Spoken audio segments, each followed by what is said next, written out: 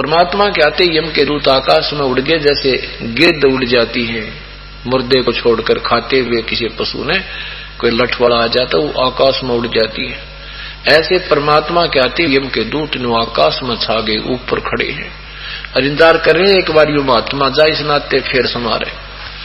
अब उसको पता था, अब इंद्र वो जो चंद्र विजय होश में आ गया, होश में आ गया तो सामने भगवान खड़े दिखे, उधर से वो यम के दूत दिखाई दे, शरणों में पड़ गया न्यू का न्यू। क्या कहता है, भगवान मेरी रक्षा करो, मुझे बचा लो मेरे परमात्मा, मेरे से बहुत गलती बन गई। परमेश्वर ने कहा कि इंद्र चंद्र विजय मेरे से अगर रक्षा तू चाहता तो नाम लेना पड़ेगा। आज भी वही बात है जो उस दिन नियम थे, आज वही नियम है, अगर सारे स्वीकार करता हूं। अब कहते मरता क्या नहीं करता, पता था युवराज भी गया या गुटी भी गई, ये खड़े लठले लन यार, अब ये समारे भी गई, अब फिर आंख खुल गई, खा जो तुम कहोगे मैं वही कर लूंगा, जो कहोगे प्रभु वही करूंगा। परमात्मा बोले मैं अपने कोटे से जीवन दूंगा तुझे, 2 वर्ष का आगे एक दिन नहीं मिलेगा। अगर तू भक्ति करना चाहता बेटा 2 साल में कर ले, कितनी करेगा, तुझे पुनर्जन्म देता हूं, तेरा नया आगे एक्सटेंड करता हूं तेरे जीवन को।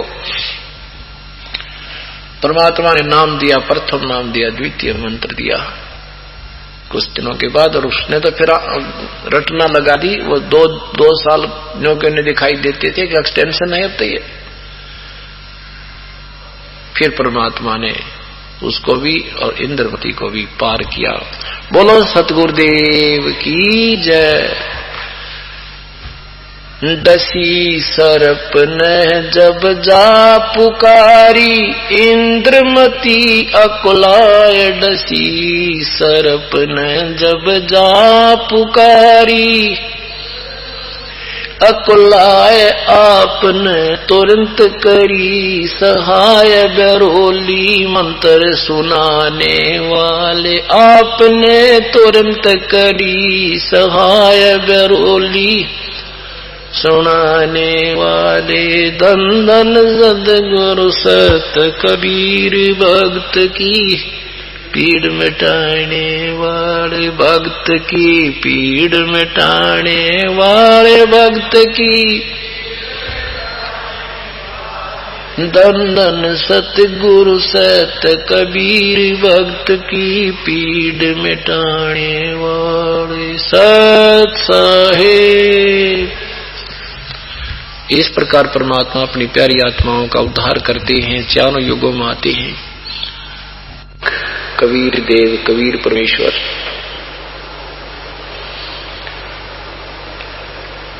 अपने सतलोक स्थान से चल करके यहाँ काल के लोक में आते हैं, और हम काल के जाल में फंसे हुए अनजान प्राणियों को स्वयं ही अपने निज घर का वो ज्ञान कराते हैं।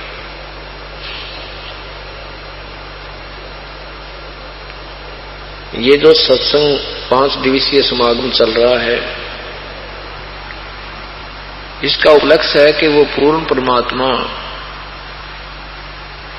120 वर्ष तक संसार में रह करके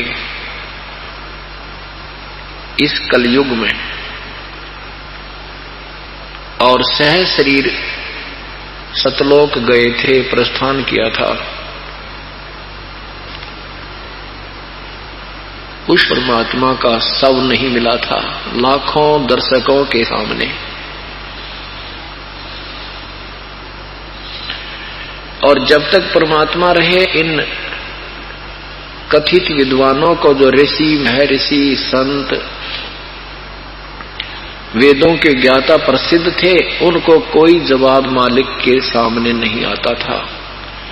परंतु कारण क्या था कि उस समय अपने पूर्वज जो थे वो अशिक्षित थे, और उस शिक्षित वर्ग ने एक बैन लगा रखा था कि कोई भी अन्य जाति वाला संस्कृत नहीं सीख सकता, क्योंकि सब सद्ग्रंथ संस्कृत में विद्यमान थे। उन्होंने बैन लगा दिया था कि कोई भी अन्य व्यक्ति ब्राह्मण जाति के अतिरिक्त कोई भी अन्य जाति वाला संस्कृत भाषा को नहीं सीख सकता, नहीं पढ़ सकता, क्योंकि उनको मालूम था कि इनको पता लग गया, अन्य व्यक्तियों को संस्कृत का ज्ञान हो गया तो तुम्हारी पोल पाट जाएगी, तुम्हारा पर्दा फाश हो जाएगा। क्योंकि परमात्मा रोज कहा करते थे कि ये झूठ बोल रहे सारे, इनको ज्ञान नहीं वेदों का, ये गीता जी के विषय में नहीं जानते हैं, ये उल्टा पाठ पढ़ा रहे हैं तुम्हें। परंतु उस समय उस परमात्मा को जिसको अशिक्षित माना जाता था, उस समय उनकी बातों का असर होना भी संभव नहीं था। परंतु उस परमात्मा ने उस चीज से कोई लेना देना नहीं था, वो अंतर्यामी थे, जाने थे कि अब ये मेरी बातों का असर नहीं होगा, परंतु आने वाले समय के लिए एक ऐसा बीज दूंगा कि जब ये समाज, मेरे बच्चे शिक्षित होंगे ना, इन सब की धज्जी उड़ जाएगी। मैं जो आज बोल रहा हूं 600 साल पहले, वो मेरी बातें ये इसमें 20वीं और 21वीं सदी में क्लियर होंगी, स्पष्ट हो जाएंगी। फिर धिक्कारेगी दुनिया इन नकली संतों और ऋषियों को, और मेरे बच्चे मुझे पहचान लेंगे कि परमात्मा 600 साल पहले यही बात कहा करते थे, जो नकली संतों और ऋषियों ने आगे ऊपर नहीं आने दी। फिर मुझे समझने में देरी नहीं लगेगी, अब कोई देरी नहीं है। अब तो जिसने भक्ति नहीं करनी है, बकवाद करनी है, तो बेशक ना लगो मार्ग पर, नहीं जिसने भगवान चाहिए उसके लिए कति निर्णायक ज्ञान है, सीधा रास्ता हो गया, इसमें कोई संशय नहीं रहेगा। तो इस ज्ञान को एक बार सुन लेगा।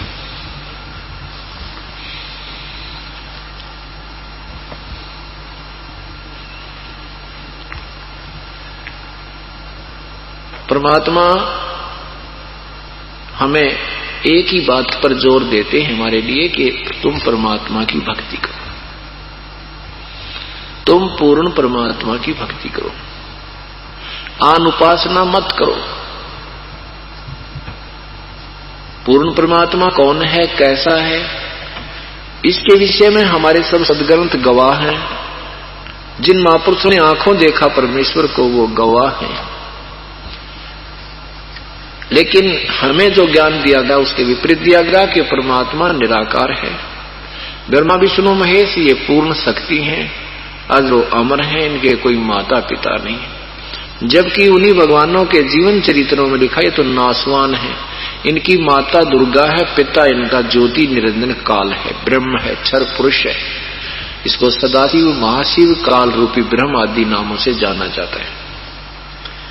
और वो परमात्मा 600 वर्ष पहले अपनी यही बात, यही वाणी, अमृत वाणी बोल कर गए थे, जो आज सभी सदग्रंथों से मेल खाती है।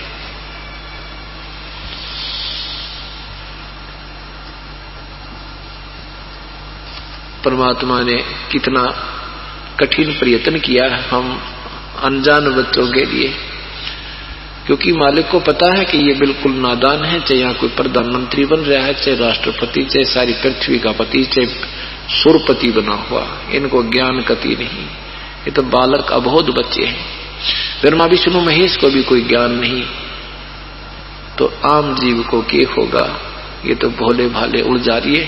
तो इसलिए परमात्मा रहम करते हैं हमारे पर, आते हैं, हर युग में आते हैं। जैसा आपने पिछले लगातार 2 दिन के सत्संग आप सुन रहे हैं, वो परमात्मा चारों युग में आते हैं। त्रेता में मुनिंदर नाम, सतयुग में सत्सुकृत नाम से, त्रेता में मुनिंदर नाम से, द्वापर में करुणा में नाम से, और कलयुग में परमेश्वर कबीर नाम से प्रकट हुए थे, कबीर नाम से। जब परमात्मा कबीर नाम से प्रकट हुए थे, उनके बारे में अभी तक नाना प्रकार की भ्रांतियां फैला रखी थी। कोई कहता था वो विधवा ब्राह्मणी के जन्म लिया था, वो शर्म की मारी कहीं डाल आई थी। अरे नादानो, तुम इतना जानते हो कि किसी विधवा ब्राह्मणी से उत्पन्न हुआ था, तो उस बहन का नाम बता दे, उसके पिता का नाम बता दे, उसका पति किस बीमारी में मरा था, नो भी तो बता देते। ये अटकल लगा रखी थी इन्होंने। हे भगवान, कैसा जुल्म कर रखा था, लाल को कौड़ी बना रखा, भगवान को तो शैतान सिद्ध कर रखा, और जो जन्म मृत्यु के अंदर हैं उनको भगवान पूर्ण पुरुष मान रखा था। लाल को कुर्डी में डाल रखा था, रूड़े में कूड़े में डाल रखा था, और कौड़ियों की गठरी बांध रखी थी।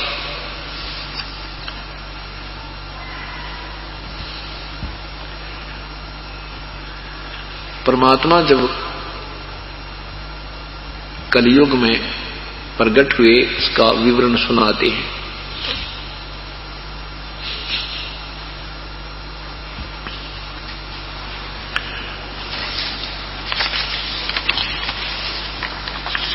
त्रेता युग में, कलयुग के द्वापर युग में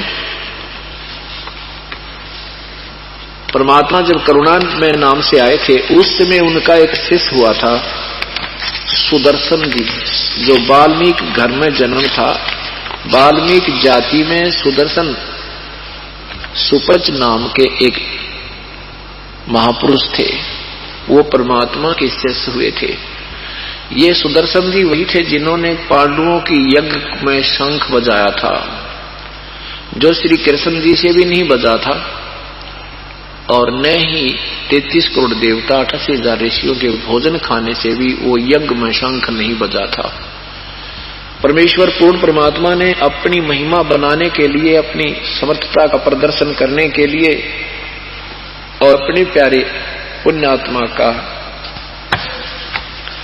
मान रखने के लिए सुदर्शन के नाम से वो शंख बजाया था।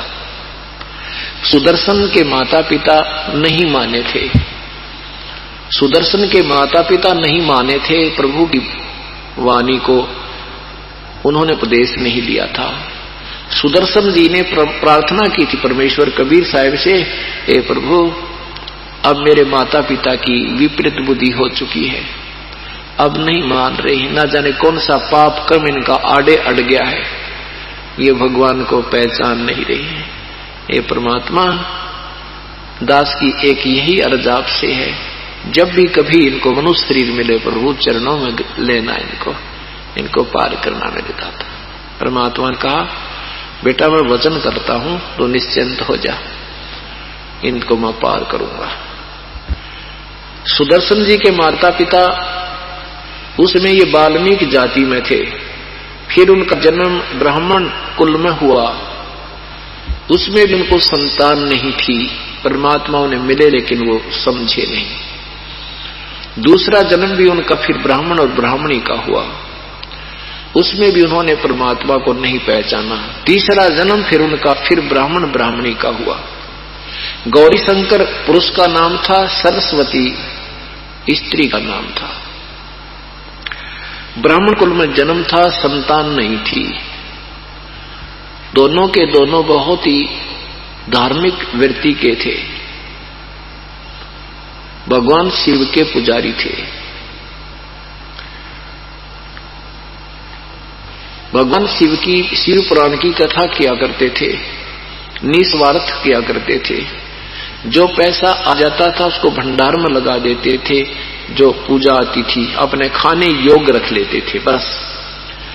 इस प्रकार से काशी में, बनारस में उस गौरी शंकर ब्राह्मण की बहुत ही ज्यादा ख्याति हो गई थी। आम व्यक्ति कहता था कि बहुत नेक आत्मा है, कोई स्वार्थ नहीं उनका, प्रभु की बहुत प्यारी कथा करते हैं। इस कारण से अन्य जो ब्राह्मण लोग थे, जो लूटा करते थे, दुनिया को गुमराह करते थे, वो ईर्ष्या करने लगे उनकी प्रभुता से, उनकी महिमा बढ़ जाने से वो ईर्ष्या करते थे। वो इस ताक में थे कि किस प्रकार इनको नीचा दिखाएं। इस बात का आभास बनारस के मुसलमानों को हो गया कि ये व्यक्ति ज्यादा हिंदू धर्म की जो है कथा करता है, हिंदू धर्म की प्रसिद्धि कर रहा है, और अन्य ब्राह्मण इससे कटते हैं, ईर्ष्या करते हैं। उन्होंने एक दिन गौरी शंकर सरस्वती के घर पर जाकर मुसलमानों ने अपना पानी छिड़क दिया और उनके मुंह में पानी डाल दिया। वो ब्राह्मण लोग जो दूसरे गुरु लोग थे वो देख रहे थे। उन्होंने सब जगह मुनादी कर दी कि वो तो मुसलमान बन गए हैं, उनका हुक्का पानी, उनका भाईचारा बंद, गंगा में स्नान करना बंद, गौरी शंकर आज से हिंदू नहीं रहे। वो रो रहे हैं बेचारे बैठे बैठे कि हमें जबरदस्ती बनाया गया है, हमारा साथ दो, हमें वापस ले लो। लेकिन वो चाहते थे इनका टंटा कटे, तुम्हारी प्रभुता बनी रही। उनका दाव लगा। गौरी शंकर का नाम नीरू रख दिया, नीरू अली, और नीमा का नाम, सरस्वती का नाम मुसलमानों ने नीमा रख दिया। पहले उनके पास पूजा आती थी, उस पूजा से पेट गुजारा चल रहा था। फिर उनको पूजा आनी बंद होगी, रोजी रोटी की समस्या सामने खड़ी होगी, तो उन्होंने एक जुलाहे की खड्डी लगा ली और उसमें अपना कपड़ा बुनने का कार्य दोनों ने शुरू कर दिया। कपड़ा जो भी बन जाता था उसको बेच देते थे, बेच करके जो उनको उससे जो इनकम होती थी अपने आहार के लिए रख लेते थे, शेष का धर्म में लगा देती थी, शेष का भंडारा कर देते थे। ऐसे उनका कार्य चलने लगा, जिस कारण उन्हें जुलाहा कहने लगे, मुसलमान जुलाहा कहने लगे।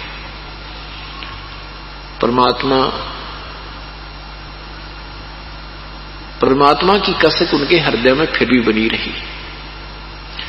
उनके संतान कोई नहीं थी, गंगा में स्नान करना बंद कर दिया था। अब वो क्या करते थे, स्नान करने के लिए सुबेरे उठकर अपने झोपड़ी से लगभग 4 किलोमीटर की दूरी पर, 3, 4, 5 किलोमीटर की दूरी पर एक तालाब था।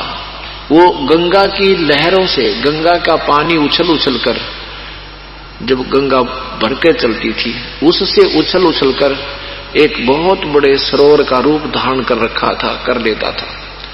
उसको लहर तारा तालाब नाम से जाना जाता था। आज भी वो लहर तारा तालाब कुछ आंशिक शेष है, ये दास और साथ में कई सैकड़ों की संख्या में संगत भी देख कर आई है। उसमें वो बहुत बड़ा था, तो वहां वो स्नान करने जाया करते थे नीरू और नीमा। बहुत सुंदर जल था, कमल के फूल मोटे मोटे उसमें फूले हुए थे, खिले हुए थे। प्रतिदिन वहां जाया करते थे। विक्रमी संवत 1455 सन 1398 ज्येष्ठ मास की पूर्णमासी को भी पहले की तरह वो स्नान करने के लिए प्रस्थान करते हैं। नीरू नीमा घर से चल पड़े। उधर से परमात्मा पूर्ण ब्रह्म सतपुरुष कबीर परमेश्वर अपने सतलोक से प्रस्थान करते हैं। वहां से प्रस्थान किया, एक छोटे से बालक का रूप बनाया और आकाश से आया।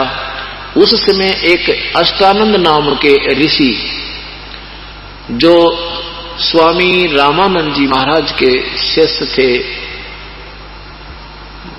स्वामी रामानंद जी एक बहुत बड़े पहुंचे हुए विद्वान माने जाते थे, विख्यात ऋषि थे उस समय के, बनारस के। स्वामी रामानंद जी के शिष्य एक अष्टानंद नाम के ब्राह्मण, प्रतिदिन वो ऋषि उसी लहर तारा तालाब पर जाया करते थे। एक किनारे पर बैठकर स्नान करके और सुबह सुबह प्रभु का भजन किया करते थे, प्रकृति का आनंद लिया करते थे। अब वो स्नान करके, उस दिन अष्टानंद जी स्नान करके अपने ध्यान की तैयारी कर रहा था, साधना करने की चेष्टा कर रहा था। कभी आंखें खुल जाती थी, कभी बंद थी। इतने में क्या देखा कि आकाश से एक बहुत बड़ा बहुत तेज प्रकाश आ रहा है। उसने ऐसे देखा, उसकी आंखें चुंधियागी जैसे वेल्डिंग सेट का चमका लगा करे। जो ही उसने आंखें बंद की तो आंखें बंद करके देखा तो उसने एक बालक रूप दिखा। जैसे हम सूर्य की तरफ देखते हैं तो सूर्य की तरफ आंखें नहीं खुलती और देखकर बंद करते हैं तो सूर्य का वास्तविक रूप क्या है, वो आग का गोला गोला नजर आता, उसका प्रकाश नहीं दिखता। ऐसे वो दिखता है, चमका सा लगने के बाद पुतलियों में नजर आता। ऐसे जो ही उसने ऊपर देखा तो एक प्रकाश का समूह दिखाई दिया। आंखें बंद की तो उसमें एक बालक दिखा, बालक नवजात शिशु। उसने ऐसे ध्यान से फिर दोबारा देखा तो वो बालक, वो प्रकाश एक कमल के फूल पर सिमट गया। फिर ऐसे देखा, फिर उसको बालक सा नजर आया, तो वो असमंजस में पड़ गया, ये क्या चक्कर है। उस अष्टानंद ऋषि ने सोचा कि हो सकता है मेरी कोई भक्ति की उपलब्धि ही ना हो, क्योंकि सभी ने भगवान को प्रकाश रूप मान रखा है, आकार कोई नहीं मानता था। ऋषि जी वहां से उठकर चल पड़े कि गुरुदेव से पूछूंगा ये क्या कहानी है। अष्टानंद जी के पास आए। अष्टानंद जी अपने गुरुदेव स्वामी रामानंद जी के पास आए। गुरुदेव से शंका का समाधान चाहा। कहा, सतगुरु आज मैंने एक ऐसी अद्भुत लीला देखी है, इतना सुंदर प्रकाश देखा है, आकाश से आता हुआ देखा है। जो ही मैंने उसकी तरफ आंखें नजर की तो मेरी आंखें नहीं देख पाई, बंद होगी। बंद की तो गुरुदेव एक बालक नजर आया, छोटा सा नवजात शिशु, और लहर तारा तालाब के कमल के फूल के ऊपर वो ऐसे विराजमान होता दिखा। ये मेरी कोई भक्ति की उपलब्धि है या मेरी कोई दृष्टि दोष है दाता? स्वामी रामानंद जी ने कहा कि बेटा न तो तेरी दृष्टि दोष है और न ही तेरी कोई भक्ति की उपलब्धि है। ऊपर के लोगों से जब अवतार लोग आते हैं, अवतार गण आते हैं, उनकी ऐसी ही लीला होती है, यही सतिथि होती है। वो यहाँ कहीं किसी माँ के कोई संत ऋषि या कोई देव आया है, वो जन्म लेगा और फिर यहाँ अपनी लीला करेगा। क्योंकि इन ऋषियों को इतना ही ज्ञान है कि माता के बिना कोई भी अवतार भी नहीं उत्पन्न होते, और वो परमात्मा जो सबका जनक है, पूर्ण ब्रह्म है, वो कभी मां से जन्म नहीं लेता, वो स्वयं प्रकट होता है।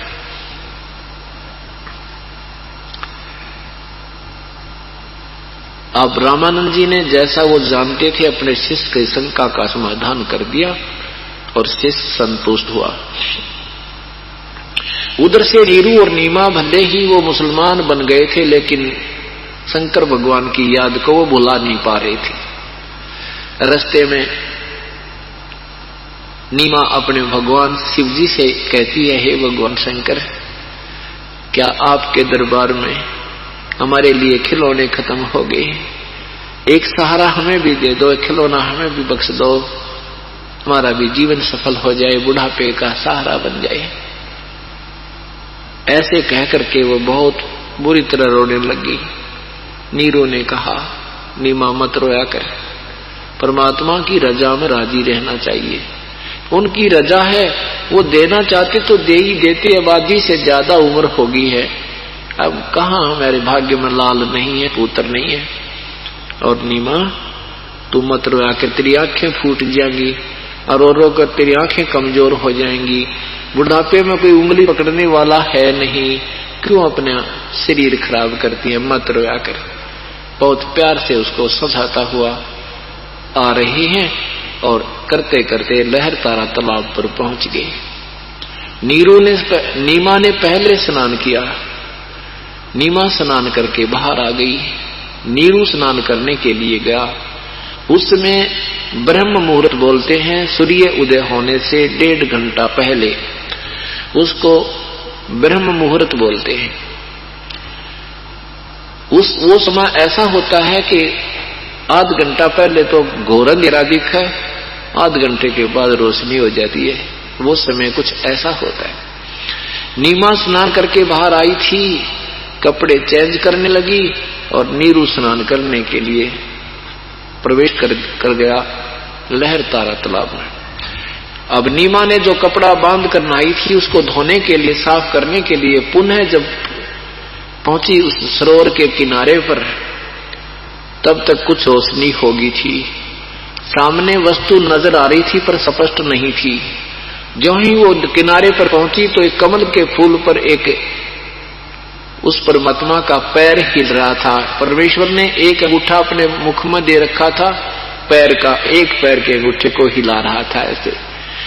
नीमा ने देखा कि ये क्या चीज हिल रही है, देखा कोई वस्तु ये तो सर्प जैसा है, कोई सर्प ना हो मेरे पति को काट ले।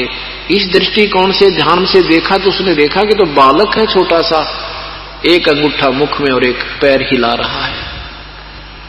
अपने पति से नीरू अली से कहा, जो ऐसे मलमल कर स्नान कर रहा था, गोते लगा रहा था, उसे कहने लगी, देखियो जी कमल के फूल पर बालक है, देखना बच्चा डूबेगा। अब नीरू समझ गया। नीरू ने सोचा ये तो कति बावड़ी होगी, पागल होगी, और इसने तो पानी में जल में भी बच्चे नजर आने लगे। कहता है भगवान सद्बुद्धि दो इसको, है तो पागल होगी। कहता है नादान, आप कति बावड़ी होली तू, अब तुझे जल में भी बच्चे नजर आने लगे। अब छोड़ दे इस बहम को, भूल जा, पर भगवान की रजा में राजी रहे। नीमा कहती है मैं सच कह रही हूं। जोर से उसने कहा, देखना सचमुच ये बालक डूब गया। ऐसी कसक के साथ उसने, नीमा ने जब ये बात कही तो नीरू की दृष्टि स्वाभाविक उस तरफ होगी जिस तरफ वो संकेत कर रही थी। नीरू ने देखा सचमुच ये तो बालक है कमल के फूल पर। आओ देखी ना ताओ देखी, कमल के फूल समेत उठाकर और अपनी पत्नी को थमा दिया।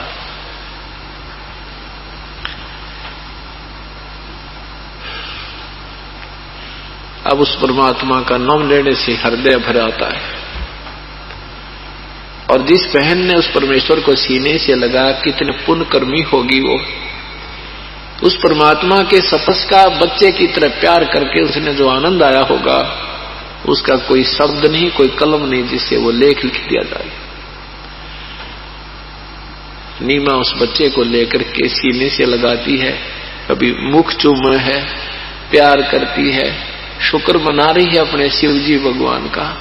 ये भगवान आपने बड़ी सुनी, आज ही याद किए थे सच्चे दिल से, आज ही भगवान शिव जी ने हमें पुत्र दे दिया। बहुत प्यार कर रही है, फूली नहीं समा रही है।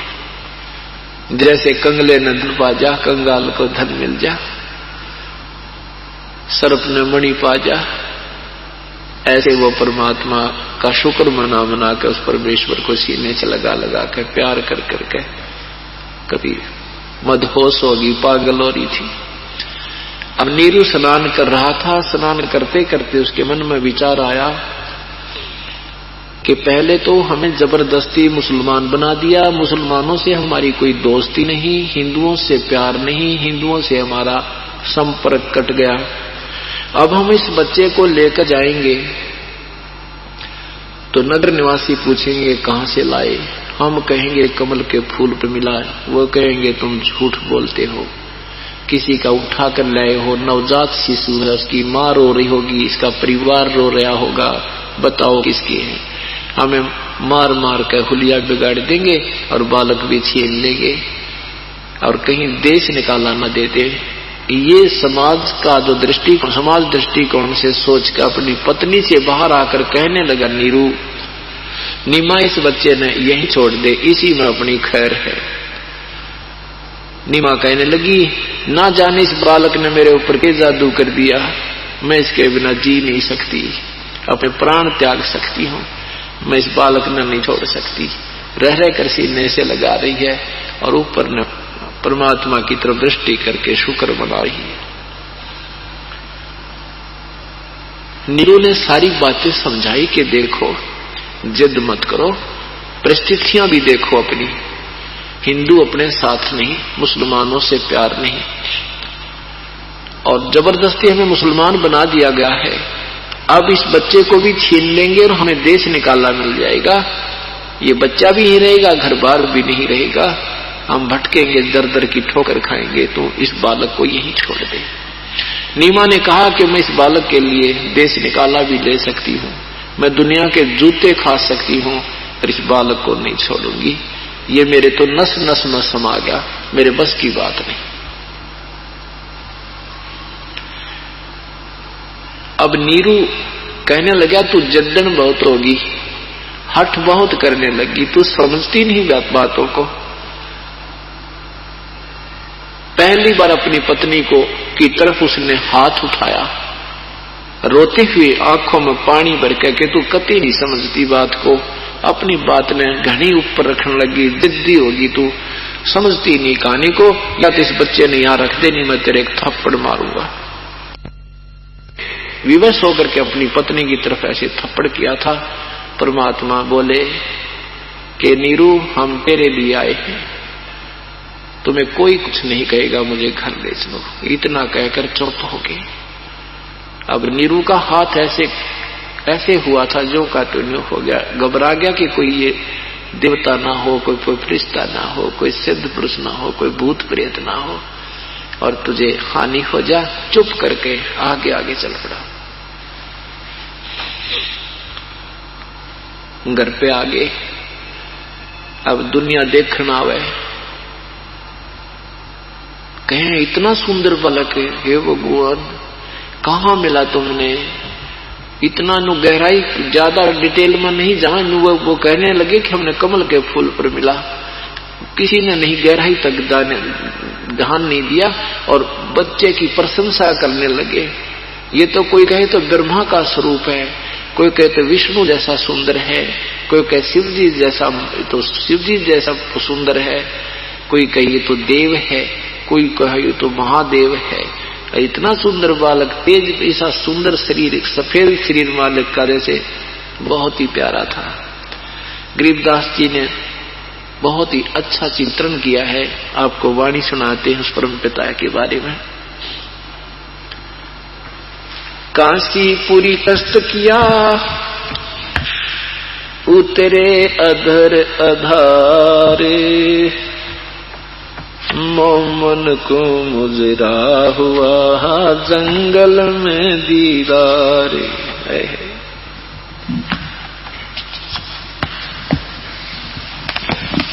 आदरणीय गरीबदास साहिब जी ने अपने परमात्मा पूर्ण ब्रह्म की ऐसे महिमा गाई है जैसे तुलसीदास जी ने श्री राम की महिमा रामायण रूप में वर्णित की है। ऐसे ही गरीबदास साहिब जी ने अपने परमात्मा पूर्ण ब्रह्म की सतपुरुष की महिमा अपनी अमृतवाणी में ऐसे ही चौपाइयों और दोहों के माध्यम से सुनाई है। 84 बंधन कटे कीनी कल्प कबीरी, भवन चतुर्दश लोक सब ये टूटे जम जंजीरे। अंतकोट ब्रह्मंड में बंदी छोड़ कहाए, सो तो एक कबीर है जननी जने नाम आए।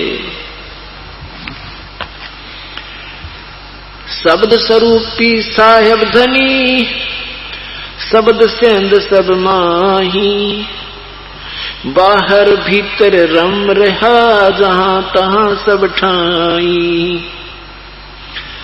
जल थल पृथ्वी गगन में बाहर भीतर एक, पूर्ण ब्रह्म कबीर है वो अवगत पुरुष अलेख। सेवक होकर उतरे इस पृथ्वी के माही, जीव उदाहरण जगत गुरु बार बार बलि जाहूं। काशीपुरी कष्ट किया उतरे अदर अधारे, मोमिन को मुजरा हुआ जंगल में दीदारे।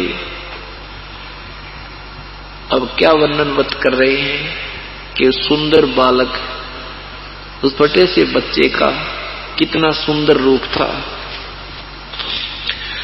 कोटि किरण शशि भाने सोदे आसन अदर विमाने, परसत पूर्ण ब्रह्म को शीतल पिंड और प्राणी। गोद लिया मुख चूम कर हेम रूप झलकंत, जगर मगर काया कर जैसे दमक पद्म अनंत। के गोद लिया मुख चूम के नीमा ने परमात्मा को गोदी में लिया और प्यार किया उसके मुख चूम चूम के, और कहते हेम रूप झलकंठ। हेम माने हिम, हिम का अपभ्रंश हेम साधारण भाषा में। हिम माने बर्फ होती है, और बर्फ सबसे सुंदर सफेद होती है। कोई कपड़ा खरीदने जाते हैं तो दुकानदार कहते हैं ये स्नो व्हाइट है। स्नो व्हाइट का अर्थ होता है बर्फ जैसी सफेदी वाला। कहते हैं कबीर परमात्मा का शरीर उस बर्फ जैसा सुंदर सफेद था, और इतना नूर निकल रहा उनके शरीर से। और उस पूर्ण परमात्मा को, परसत पूर्ण ब्रह्म को माता ने जिसको छुआ, कहते हैं शीतल पिंड और प्राण, आत्मा में एक न्यारी शांति होगी नीमा के शरीर में। काशी उमटी गुल भया मोमन का घर घेरे, कोई कह ब्रह्मा विष्णु है, कोई कह इंद्र सुन कुबेर। कोई तो कहे तो ब्रह्मा है, कोई कहे विष्णु है, कोई कहे तो इंद्र अवतार दिखाई देता है, कोई कहे धन का देवता कुबेर आ गया है, कोई कहे वरुण धर्मराया है, कोई कहते है ईसे 16 कला सुभान गति, कोई कहे जगदीश।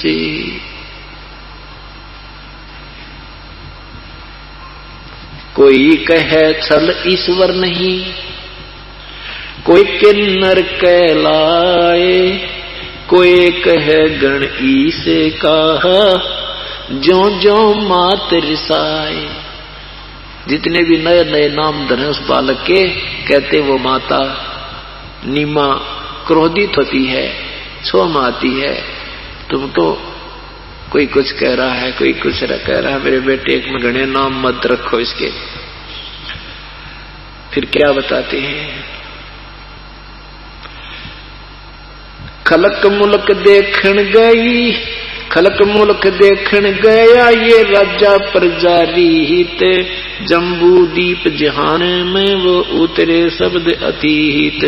दुनिया कहे ये देव है, दुनिया तक कहे ये देव है, और देव कहे ये माँ देव, और वो माँ देव कहे हमने नहीं बेरा, ये तो कोई और बहुत ही तगड़ी शक्ति है, तो पूर्ण ब्रह्म है। दुनिया कहे ये देव है, देव कहते हैं ईश, ईश कहे ये पर ब्रह्म है, पूर्ण विश्व बीश।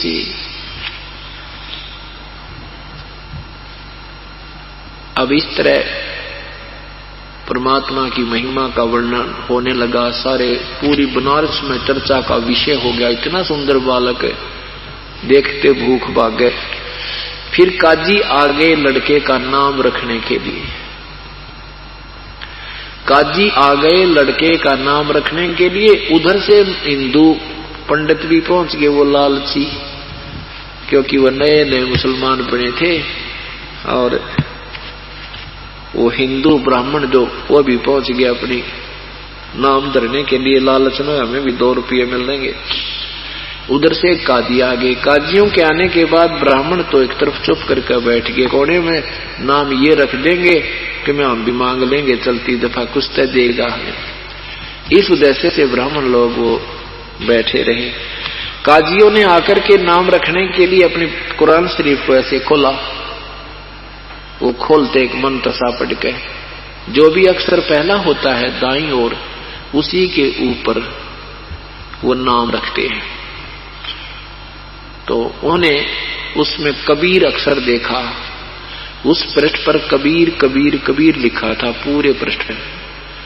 तो उन्होंने सोचा और बदल के देख ले, दूसरे पे भी लिखा था कबीर। पूरी कुरान शरीफ में कबीर कबीर हो गया, क्योंकि कबीर नाम एक बहुत ही आदरणीय और शुभ माना जाता है। और ये उन्होंने मन में सोचा था, यू नाम तो यहां तो हमने चवन्नी मिलेगी, 1 रुपया मिलेगा मुश्किल से नाम धरने का, और जहां ये अच्छे घर में किसी और अच्छे सेठ के अच्छे पैसे वाले का नाम रखेंगे तब बहुत पैसे मिलेंगे। ऐसी दृष्टिकोण से उन्होंने टाल मटोल करनी चाहिए थी कि और नाम देख लेते, लेकिन परमात्मा तो दूर से नाम लेकर आते हैं। कलयुग में उनका नाम कबीर ही चलना था। तो जो ही उन्होंने कुरान उलट पुलट कर देखी, सारी कुरान में कबीर कबीर लिखा है, कोई और अक्षर रहा नहीं। और परमात्मा ने कहा मेरा नाम कबीर ही रहेगा काजी। अब वो बालक बोलेगा छोटा सा, और फिर पूरी कुरान शरीफ में दूसरे अक्षर रहे नहीं, लेख रहा नहीं, वहीं पटक दिया हुआ कुरान भी, और उठ कर चले गए। इस प्रकार परमात्मा का नाम कबीर पड़ा। अब 25 वर्ष के प्रभु 25 दिन के मालिक हो गए, लीला करते हुए 25 दिन के शरीर उनका हो गया। ना दूध पी रहे हैं, अन्न तो खाना ही कहां था। और माता रो रही है, नीमा रो रही है, हे भगवान मेरा बेटा दूध नहीं पीता, दूध नहीं पीएगा तो ये मर जाएगा। और परमात्मा ऐसे स्वस्थ है जैसे कमल का फूल खिलता चला जाता है। कमल का फूल बहुत तेजी से बढ़ता है। कमल का फूल जहां लगा हो और पानी उसमें कहीं से आने लग जाए और सरोवर भरने लग जाए तो कमल का फूल ऊपर ही रहता है, इतनी स्पीड से बढ़ता है, बड़ा होता है। ऐसे परमात्मा उस कमल की तरह प्रफुल्लित फल फूल रहे थे। और मां रो रही थी रोज बुरी तरह। 25वां दिन तो उसने सारा दिन रोती न हो गया, सारी रात रोई और सुबह भी रो ही रही थी। हे भगवान शिव जी, आपने बेटा दिया और अब वापस ले रहे हो। हे भगवान, इससे अच्छा ना देते तो ठीक था, नहीं तो मैं इसके बिना जी नहीं सकती, अब इसके साथ मरूंगी मेरे मालिक। उसकी पुकार सुन के शिवलोक से भगवान शिव आए, ब्राह्मण रूप बना के। माता से उस बहन से कहा, नीमा से कहा कि बहन क्यों रो रही है बेटी, तू ब्राह्मण रूप में आके। नीमा ने कहा, प्रभु ए विपर, मेरे दुख को मत सुनो, तुम भी रोने लग जाओगे। भगवान शिव ने कहा, बेटी कहते हैं अपना दुख किसी को बता देवे तो हल्का हो जाता है, आप बता दो, वो हो सकता है मैं कोई समाधान बता दूं। नहीं, आपके बस का मेरा समाधान को नहीं। फिर भी शिव जी ने फिर कहा, बेटी कोई बात नहीं, कारण बताओ क्या है। आप तो बहुत बुरी तरह रो रहे हो, मेरा भी जी कच्चा हो रहा है, आप बताओ क्या बात है। तब उसने बताया, रोती रोती कहने लगी कि भगवान पहले तो हमारे कोई संतान नहीं थी, अब ये बुढ़ापे में मेरे भगवान शिव जी ने एक लाल दिया है, अब ये कुछ खा पी नहीं रहा, 25 दिन का हो गया, ये मरेगा, दूध नहीं पी रहा, इसलिए रो रही हूं। अब शिव जी ने उस परमात्मा को गोदी में लिया पालने तो उठा के, और दोनों भगवानों की जब नजर में नजर मिली तब परमात्मा ने सात बार चर्चा की, 7 बार बोले शिव जी ने कहा कि इस माई को कहो एक कंवारी गाय ले आवे, अधन्य धेनु। गांवों में गाय को बिना धनाई होती है ना, बिना धनाई को अधन्य कह दिया करें। अधन्य बिना धनाई, जो कभी नए दूध ना हुई हो, जो नए दूध ना हुई हो, गर्भ ना रहा हो, उसको बिना धनाई कहते हैं। संस्कृत में अधन्य बोल रहे हो, बिना धनाई। तो अधन्य धेनु यानी कंवारी गाय लाइए, अभी अधन्य धेनु, जो कभी भी ना नए दूध हुई हो ना ब्याई हो, किसी सांड के द्वारा परेशान ना की गई, ऐसा उसमें सीधा लिखा। ऋग्वेद मंडल नंबर 9 सूक्त नंबर 1 मंत्र नंबर 9 में आपने आज के पंजाब केसरी के अंदर भी पढ़ा होगा।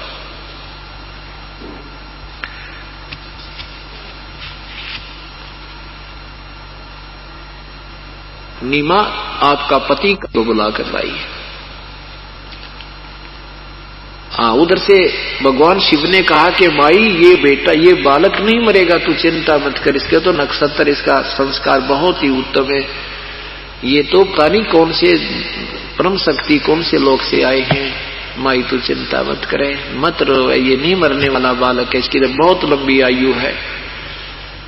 देवी ने कहा भगवान कि मुझे ये सुखी सांत्वना नहीं चाहिए, मेरा तो जब पेटा भरेगा मुझे तब विश्वास होगा जब मेरा बेटा दूध पीएगा, नहीं तो मालिक वेद से कहो मेरा कोई नहीं असर हो।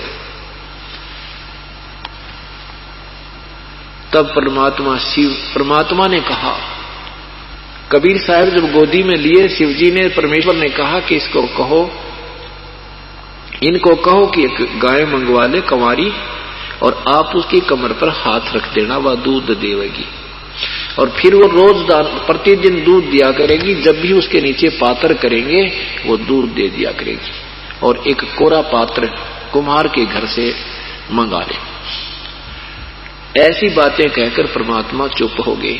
शिवजी ने कहा कि नीरू, ब्राह्मण रूप में भगवान थे शिवजी, कि नीरू एक कंवारी गाय लिया और एक कुम्हार के घर से पात्र लाना, स्वच्छ पात्र लाना। और नीरू गया अपने बच्चे के लिए, कौन क्या नहीं करता, कंवारी गाय ले आया और एक पात्र ले आया।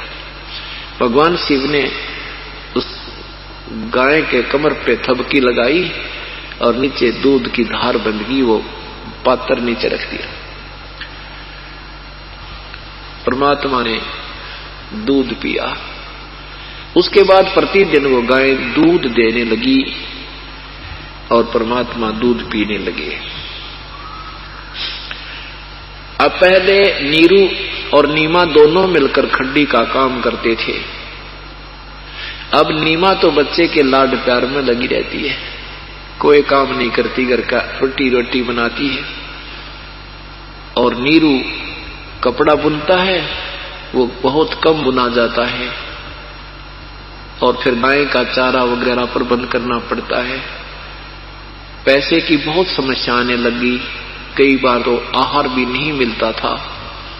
परमात्मा ने देखी उनकी दयनीय हालत, बच्चा लेटा ले रहे उसमें पालने में झूल रहे होते थे बच्चे रूप में, प्रभु शिशु रूप में अपने पैर से हाथ से ऐसे अपना नीचे का कपड़ा उलट दिया।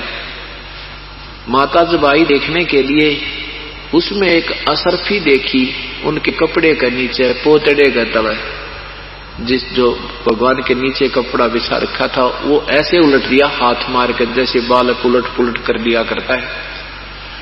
तो उसने देखा सोने की मोहर। परमात्मा ने कहा कि ये तुम्हारे खर्चे के लिए दे रहा हूं, मैं सारी सृष्टि का पालनहार हूं, मैं कुल का मालिक हूं, और इसमें से जो जितना तुम्हें चाहिए घर के लिए प्रयोग कर लेना, इसको संग्रह मत करना, शेष भंडारा करते रहना। यूं कहकर चुप हो गए। अब नीमा कभी बच्चे की तरफ देख रही है, कभी सोने की मोहर जिंदगी में देखी नहीं थी, सोना इतना, और वो पागल सी हो गई, अपने पति को बुलाया। ऊपर से आकाशवाणी हुई इतने में, वही जो बात परमात्मा ने मुंह बोलकर कही थी, आकाशवाणी ने यही कहा, नीरू भी सुन रहा है, नीमा भी सुन रही है। इस प्रकार उनकी रोजी रोटी का भी समाधान प्रभु ने कर दिया। पुण्यात्माओं, ये परमात्मा है, ये वो परमात्मा जिसके सामने ब्रह्मा विष्णु महेश भी याचना करते हैं, उसी से शक्ति ग्रहण करते हैं। ये मूल रूप भगवान है। उल्टे लटके हुए संसार रूपी वृक्ष की जो मूल है, आदि पुरुष परमेश्वर रूपी मूल जो परमात्मा है, वो कबीर देव है। और उसी परमात्मा से सबको आहार प्राप्त होता है। पर ब्रह्म तना को, ब्रह्म डार को, और रजन गर्मा सतगुण विष्णु तम गुण शिव जी रूपी टहनियों को, और आगे हम सबको। तो उस परमात्मा ने हमारी रोजी रोटी की समस्या हल करते हैं, कोई देर नहीं लगे, आजीवन दे देगा आपको, इतना धन दे देगा, पर हमारी अभी दृढ़ निश्चय मालिक पर बना नहीं है। जिस दिन आपका समर्पण 100% हो जाएगा, उस दिन देखिए तो आपके घर में क्या सुख देगा, आपके शरीर में सुख ऐसी अनहोनी करेगा, आप सोच नहीं सकते ये काम मेरा ऐसे बढ़ भी सकता है कभी। जैसे एक बहुत बड़ा किसान जिसके 200 क्विंटल गेहूं हो, और 200 क्विंटल गेहूं में से 2 किलो गेहूं किसी चींटियों के बिल के पास वो डाल दे, तो उसमें अरबों खरबों चींटियों का गुजारा 1 वर्ष के लिए पर्याप्त है। और उसके लिए जरा सी एक ऐसे 2 आंधळे डाले और उन अरबों खरबों जीवों का आनंद हो गया। ऐसे ये परमात्मा आपको एक मुट्ठी घेर देगा ना ऊपर, तो ये 21 ब्रह्मांड हजारों लाखों वर्षों तक छकेरेंगे। और आपके हमारे तक ये 50-60 साल के जीवन, 100 साल के जीवन का किसी ने गुजारा करना कोई बड़ी बात नहीं। पर हम भूल गए भगवान को, क्योंकि हम जिन पूजाओं को करते थे वो पूर्ण परमात्मा की नहीं थी। उसे हमें वो राहत नहीं मिली जो भगवान के गुण हम सुना करते थे। अब देखना भगवान के वो गुण, और ज्यों का त्यों भगवान, वही गुण जो पहले वर्णित थे आज आपके साथ घटा करेंगे। आप खुद महसूस करोगे कि सचमुच यह तो बात बिगाड़ रखी थी इन अनजान संतों और ऋषियों ने, हमें कति जुल्म कर रखा था हमारे साथ। हम भगवान की तरफ न जाते थे और वो नीम हकीम हमें मीठी गोली दिया करते थे। रोग दूना बढ़ जाता था, भूत बन जाते, पितर बन गए, गधे बन गए। हम छोटे छोटे थे, हमारी दादी मर गई, दादी जी की मृत्यु हुई और पड़ोसन जो दूसरी बुजुर्ग थी वो आकर बोली, एक दूध के हारे की राख लेकर और एक थाली में डालकर ऊपर तसड़ा ढक दिया, परात ढक दी। ने बोले 13 दिन पाछे इनको देखेंगे, उठा के देखेंगे थारी दादी के बनेगी। 13 दिन पाछे उठाया, उसमें एक ने बोले देख चिड़िया बनेगी, तेरी दादी, तुम्हारी दादी चिड़िया बनेगी, चिड़िया की पेड़ पागी। अरे या दो तेज काट दी चिड़िया, दादी चिड़िया बनेगी। अरे तरह का जो वही हो।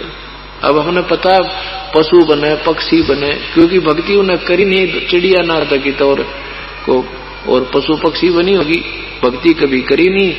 और क्या बना था वही माता दो क्या करती, गुड़गांव में का ना मुंह करके उड़े घेर दिया करती, दड़ी पोका दड़िया नो करती, कर ले भाई सारे माता की पूजा। कभी रिंडाने का नहीं करके कर देती, नोन की भी होगी पूजा। ये पूजाएं थी हमारी। हे भगवान, हे परमात्मा, तो ये हम न्यो बढ़ा रखे थे, लाभ के में होना नहीं था, फॉर्मेलिटी करते ही रहते थे, डरते कदे भगवान रुष्ट ना हो जाए। और मना फिर भी नहीं करता, कष्ट जो के त्यों ही रहते थे। तो परमात्मा ने ऐसे ठाठ किए उनके, तो क्या बताते हैं, काजी आए कुरान दे दर लड़के का नाम, अक्सर अक्सर मैं फुरा धन कबीर बल जाऊं मैं।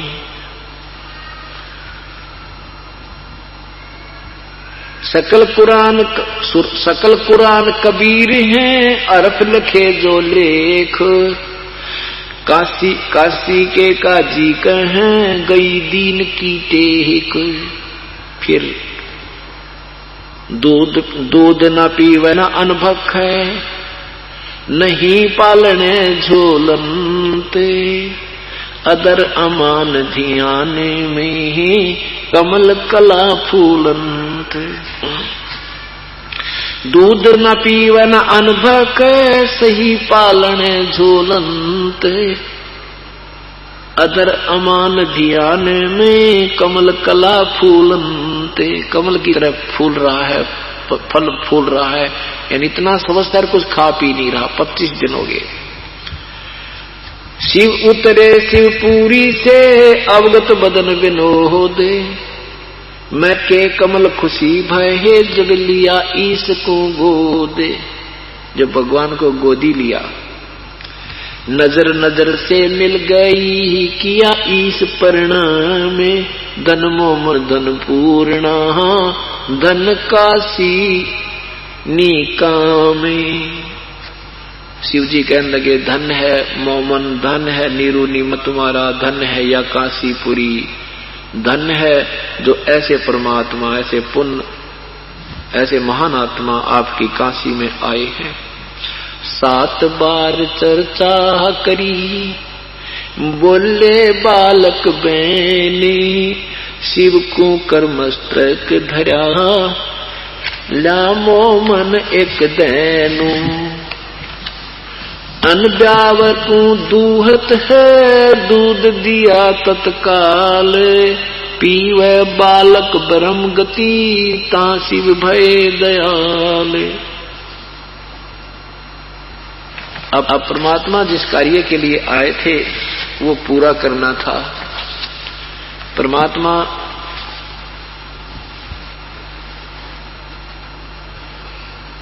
जब 5 वर्ष के लीलावत शरीर करते हुए 5 वर्ष का शरीर हुआ,